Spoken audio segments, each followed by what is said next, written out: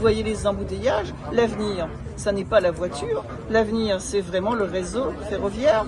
Et donc, nous étudions le tracé, le phasage, la soutenabilité financière. Évidemment, nous avions eu un chemin de fer auparavant.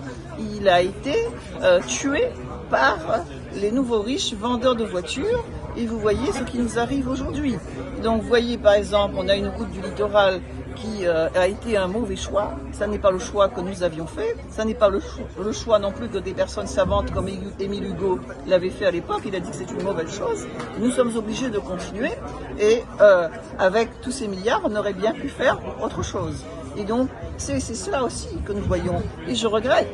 D'ailleurs, nous avons là un investissement de près de 30 millions avec ces bus, ces 72 bus et ensuite 11 bus à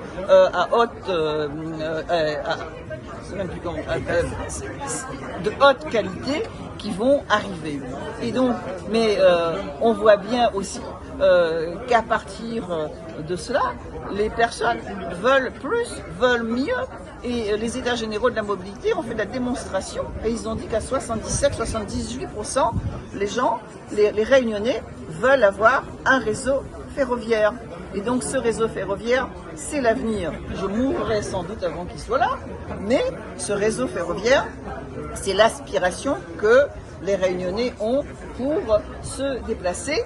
Et c'est à la fois le bus, il est plus sécurisant que la voiture, et le train, il est encore plus sécurisant que le bus. C'est ce que l'on recherche, c'est la sécurité. Et donc c'est aussi cela. Et même quand on ira se promener là, on peut emmener son vélo, on peut accrocher 5 vélos avec ces nouveaux bus. Alors ça, il prend son vélo, il trappe son vélo et puis il s'abat de son carré après.